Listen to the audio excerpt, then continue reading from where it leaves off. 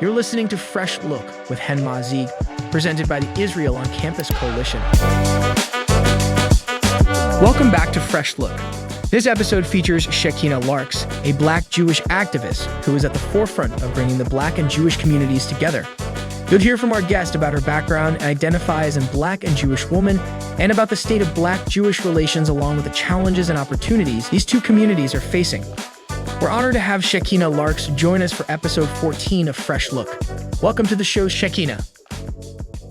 I'm so excited to speak with our next guest, which has been an incredible voice on TikTok, on social media, speaking about her Black and Jewish identity. And I thought that it's such an important topic to speak about all year round, but definitely on February, which is Black History Month. So we invited Shekhiynah Larks to join us today. How are you today? I'm doing well, and how are you? Good. Where are you calling from? Where are you located? I'm located in Oakland, California. Amazing.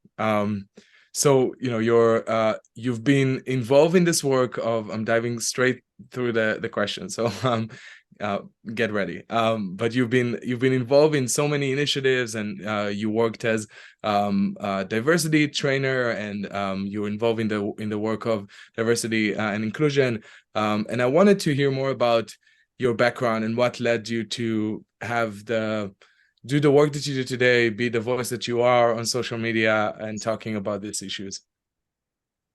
Yeah, I think that I'm still living my origin story, so it's not always super easy for me to distill it down. But if I were to distill it down to maybe one point on why I do this work, it would be because I can't afford not to, ultimately.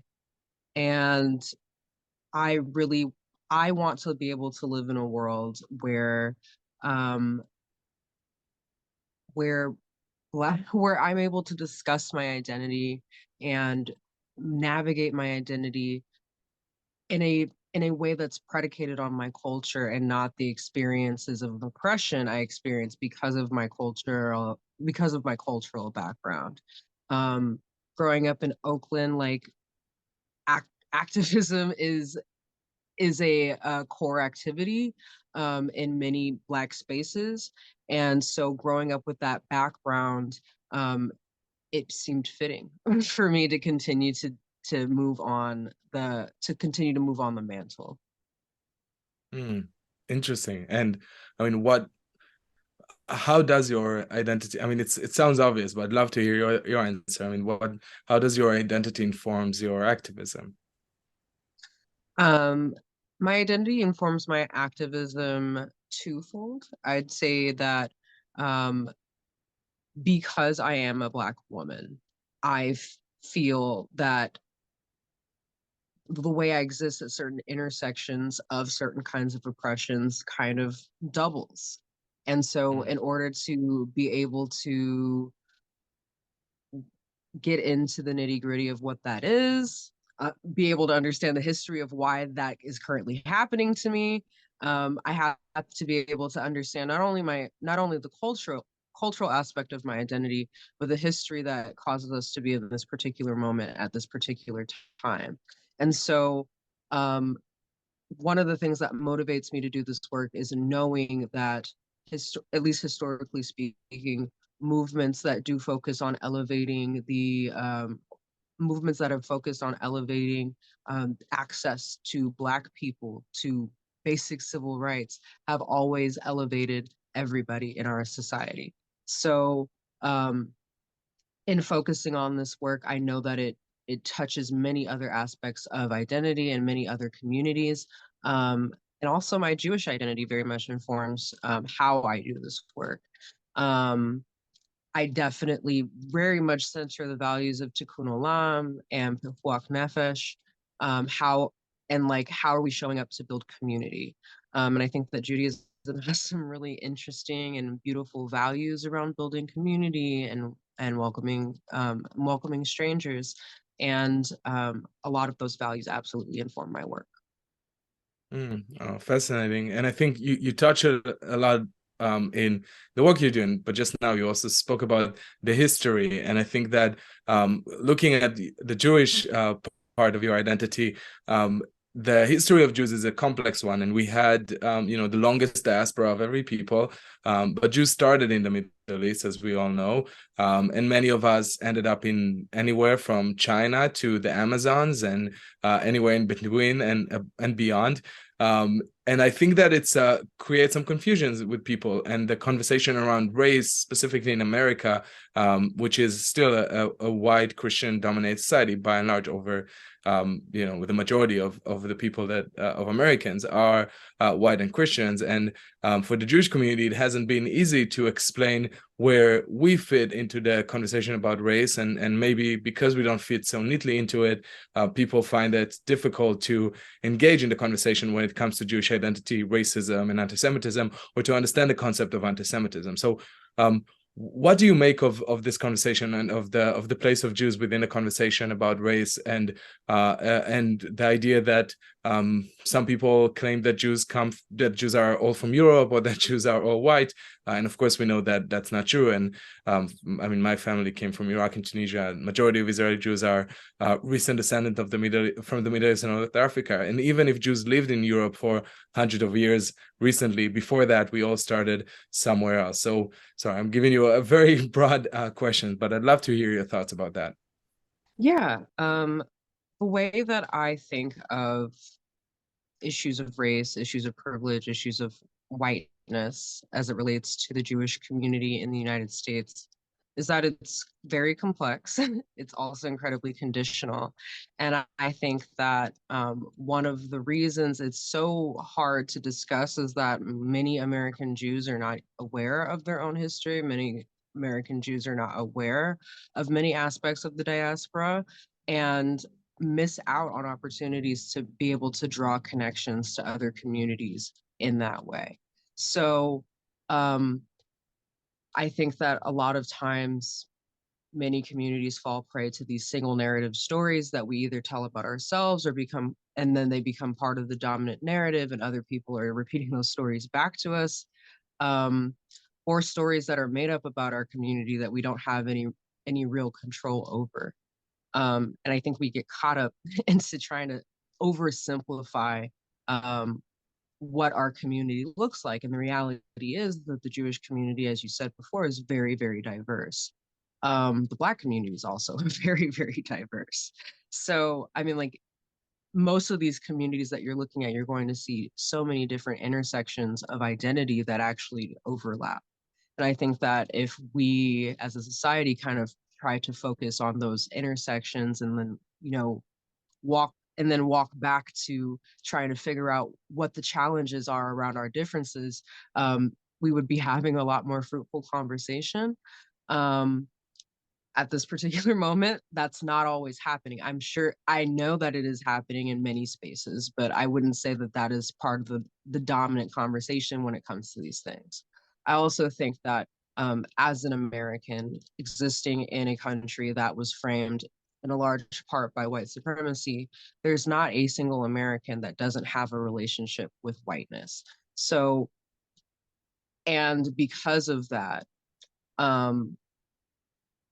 there's different, and the access or lack of access that people have to privilege based on that whiteness is kind of here or there, depending on the history of your community. But for Jewish people specifically, that whiteness presents as very conditional, and it's very conditional in spaces that are dominated primarily by white people, and it's less conditional in spaces that are primarily dominated by people of color. There's like this navigation, there's this dual navigation of whiteness for white presenting Jews in the United States that is further complicated by the existence of Jews of color in the United States and in the diaspora.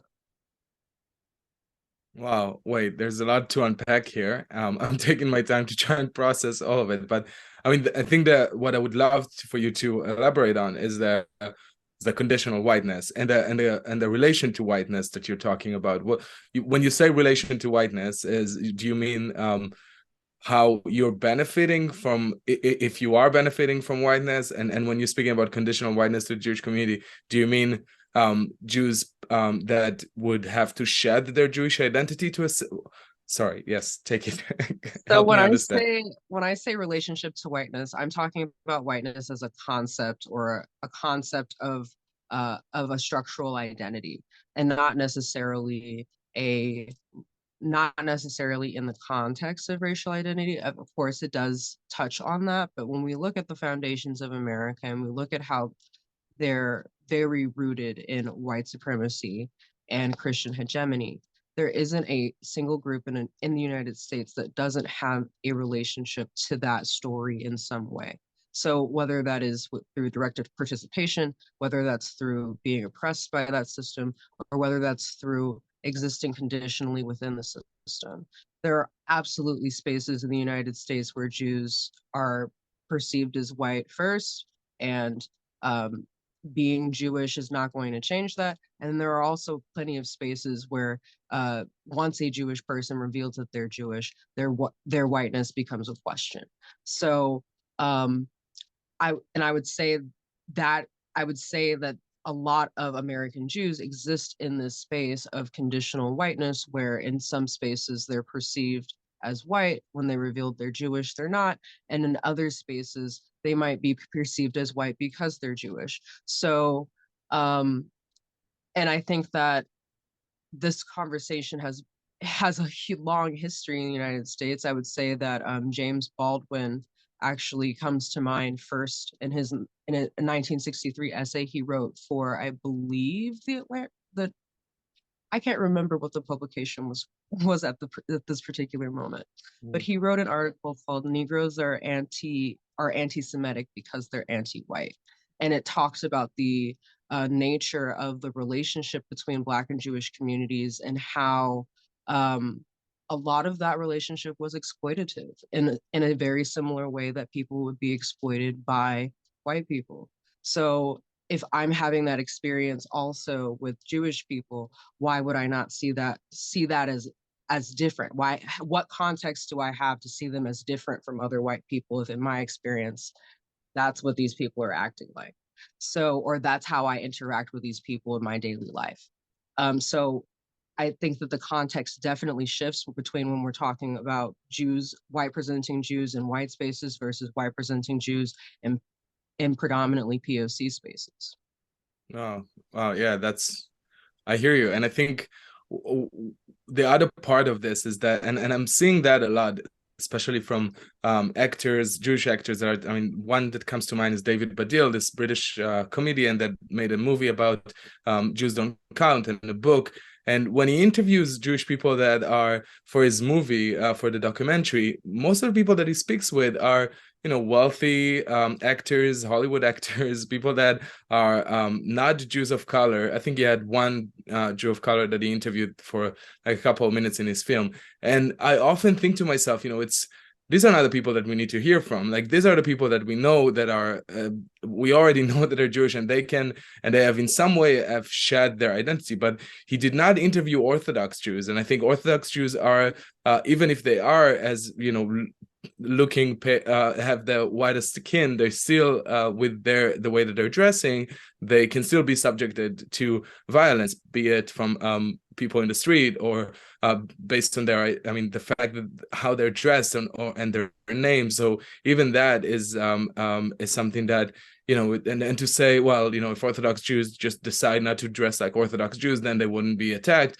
is basically to say if they just won't be Jewish, then they won't be attacked, which is ridiculous. And the other part is also Jews of color, and you spoke about that a bit, that these communities, while they are, maybe not be able, you may not be able to target them because of their Jewish identity, because they can pass as not Jews, but they also suffer from being in those spaces, which I think is such an important point. And one of the things, and I'm sorry for laboring you with all the hard work of explaining to us all of those concepts, which it's important that everyone would understand, but I really appreciate you taking the time to do it.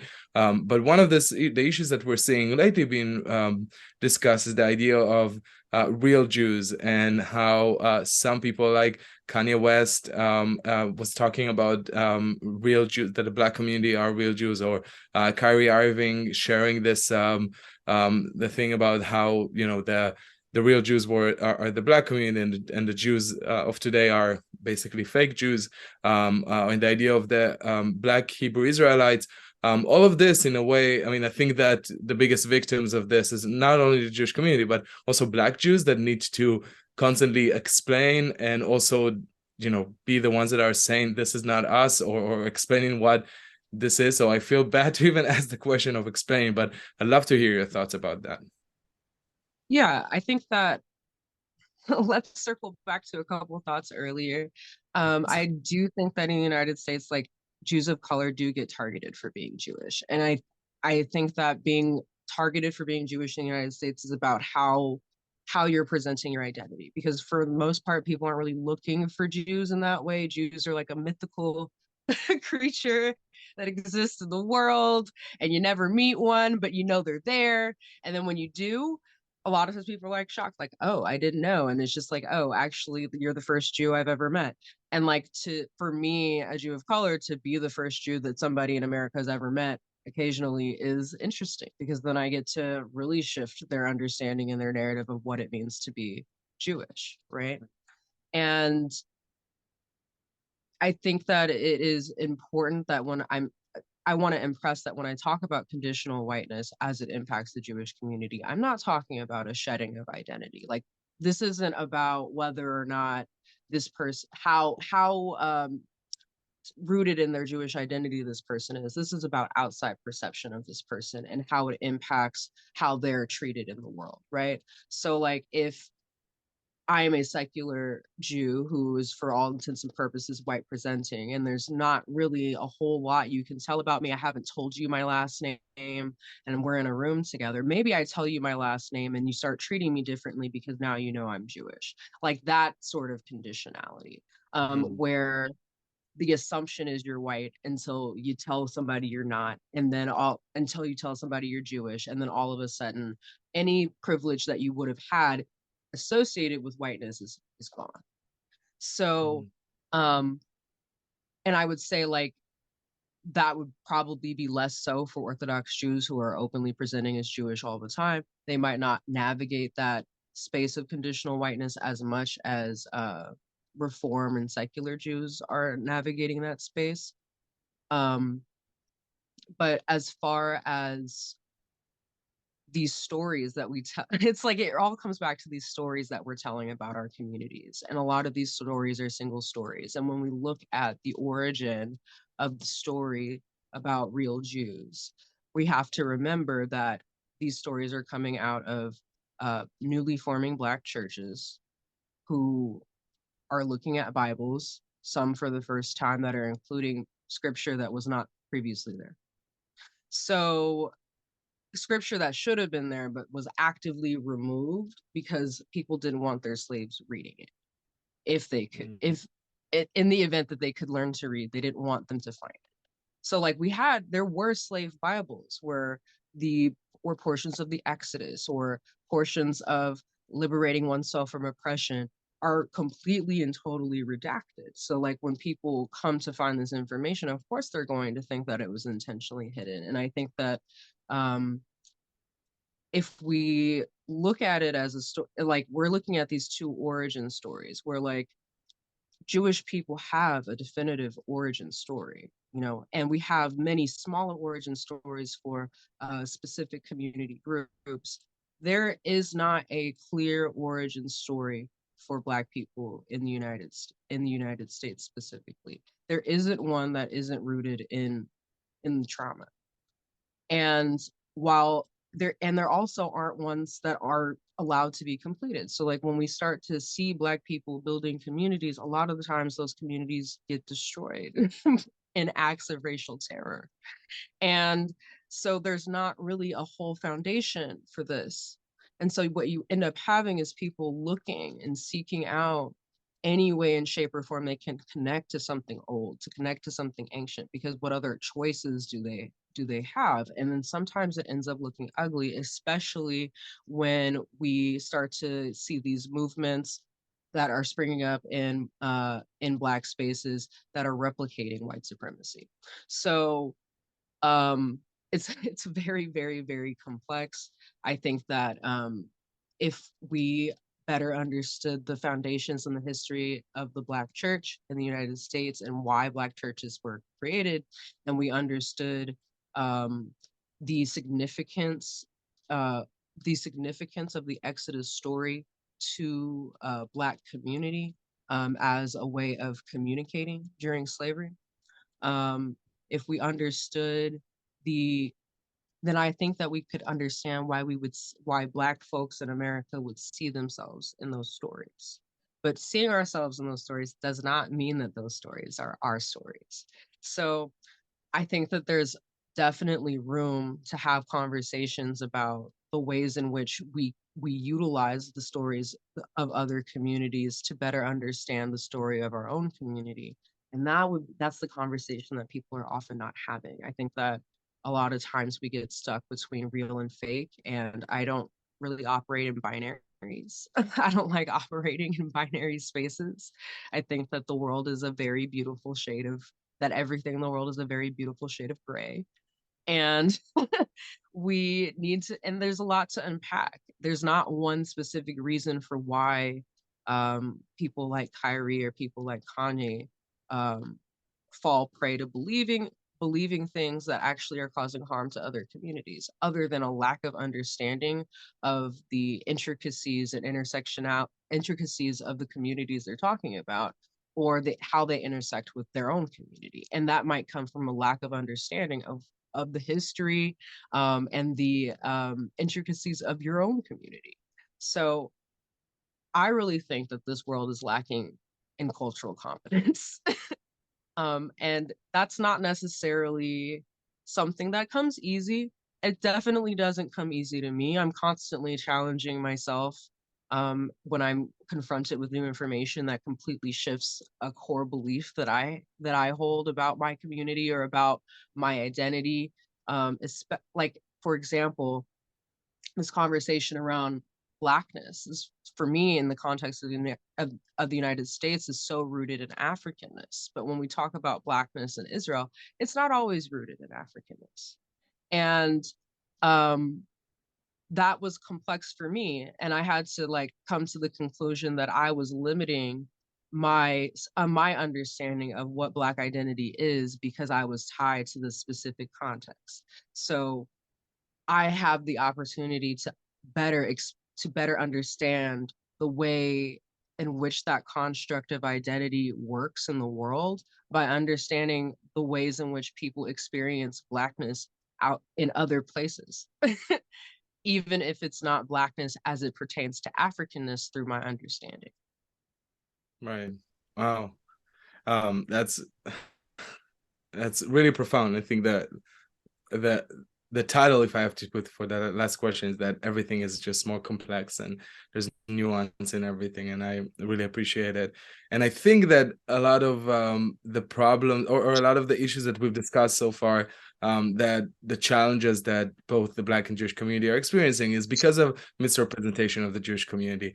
And I have to ask you about the new Netflix film that I know you've watched, You People, that and the portrayal of Jews and Black communities within the movie. And I know you had some interesting take on that. I saw a lot of people criticizing it online, saying that it's just portraying Jews as only white. It doesn't show, white and secular and assimilated and wealthy. And the Black community was presented as a very specific and narrow thing.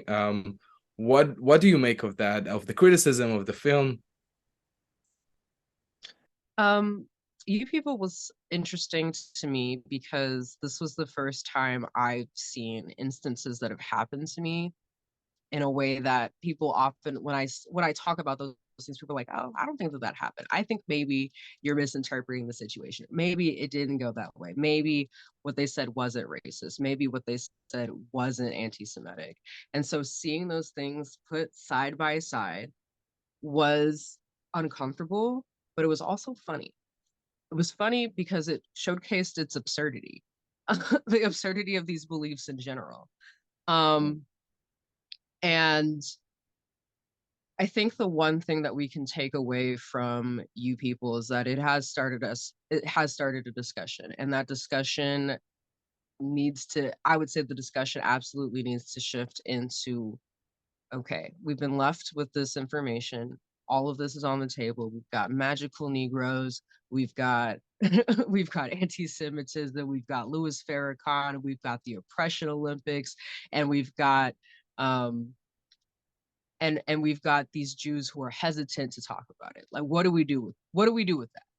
And I think the film is aptly named "You People." I think it was intentionally meant to be problematic. And I mean, like, you people really do be acting like that sometimes. So it's just like these were exaggerations and caricatures of situations I have personally encountered. And I think that we need to do more to talk about these things intercommunally and intracommunally as well. So, like, I wouldn't I wouldn't particularly say that this is like a must watch, must see film. I wouldn't say that, and I would say like we also need to talk about the responsibility of artists when they're presenting stereotypes like this, given especially given the climate of right now. I don't know if I would say that this film, even if it was intentionally problematic, was responsible to produce Mm. at this particular moment. Um, Especially if they're not going to have any nuance to help us unpack it. And I think that they do have to, I'm like, and I know that there's like some tension between like how are we, what do we expect of artists? Are artists supposed to just put out work and leave it there for us to unpack, the viewers to unpack? Or is there a little bit of responsibility and accountability for them to give us some tools to unpack it? And I don't think that there were any tools. I don't think that anybody learned anything meaningful about each other. It really just kind of seemed like Jonah Hill was another one of these dudes who's being indicted on his consumption of Black culture. And um he realizes that loving Blackness is really not enough to fix these tensions. Who would have thought, right? And and like, yeah, we already know that story. That is a story that we're living every day. Do we need to see that story in a film? I don't think so. But I think that that folks that are feeling uncomfortable, folks that are feeling like these things are indicting things in communities in a way that it shouldn't have, we really need to maybe take a look more internally. And how are we how are we perpetuating some of these ideas? Um how are we personally talking about these beliefs? Are we often having conversations that are turning into oppression Olympics conversations? I've been in the room while I've watched these conversations happen where people are comparing slavery and the Holocaust, and like those conversations are very unproductive. The movie showed a lot of the ways in which we have a lot of unproductive conversations that keep us from being able to build community. And I think that's what I want to impress on people. If you've seen You People, we need to think of the ways in which it shows how it complicates how these beliefs and these things and these assumptions have that we believe about each other make it hard for us to build community. And ultimately, isn't that what we want to do? Like, I would say that that the film did aptly show this lack of understanding about these generational traumas that are impacting these communities and the histories that are impacting these communities' ability to be in community together. Um, Mm. I don't think that the Jewish community often talks about um, the Holocaust and subsequent pogroms in the context of trauma in the way that the Black community is starting to talk about slavery in the context of an epigenetic trauma. And I think that there's a lot of individual healing that needs to happen regarding regarding passed down behaviors, regarding um, regarding how our children are being impacted by by our behaviors in context to and in context of things that we do because they were historically done. Um, and it's going to take a lot of work and a lot of uncomfortable conversations and a lot of humbling conversations. I don't have all the answers. I can't speak to unpacking what the trauma of unpacking anti-Semitism and the intergenerational trauma of unpacking anti-Semitism would mean for the Jewish community, because I don't have that trauma. So like I can't really center myself in that particular conversation. But I know in doing my own individual therapy work and just in general, like navigating Black spaces and the ways in which we uh like some behaviors can be problematic and cause problems to future generations. Things like for example, there's a habit in the Black community of talking down about your kid if somebody compliments them, especially in a situation where you might feel threatened about maybe your kid's safety. You try to make them seem undesirable. And that's the thing that is left over from slavery, talking, oh, he's not that, you should see him at home. He's not that smart. He's wily. He needs to behave better at home. You haven't really seen him. Like these sorts of like talking down behaviors, which do impact our kids' psyche. Talking down about your kid really impacts their psyche, even if you think you're doing it to protect them and there was a reason to do it to protect them before, that rationale doesn't match this particular context. And I think that there are some traumas in both communities where we're behaving in ways that were necessary in some contexts that are not super necessary in this context. And there's a lot of healing that has to be done on those individual fronts before we can come together to talk about some of the challenges that are keeping us from being able to build community. Wow, that's again, like every answer, I feel like I could speak to you for a whole week and just learn so much from you. But that's a perfect place to end this podcast. And in the most important thing is to start these conversations between our communities. Do you have any final thoughts to share with our viewers and listeners? Yeah. It's a lifelong journey. It's not a race. I mean, like making mistakes is absolutely part of it. And we can't fix stuff. We can't fix anything if we're not willing to address it. So I think if anything, you people has given us an ability, a harsh ability, hard to pill swallow ability to maybe address some of these issues. Absolutely. Shekhiynah, you were absolutely brilliant and so thoughtful and nuanced, and you gave me a lot of food for thought, and I'm sure a lot of the people that are viewing Thanks and for joining listening. episode 14 of Fresh Look. Be sure to subscribe to our channels and stay tuned for the next episode.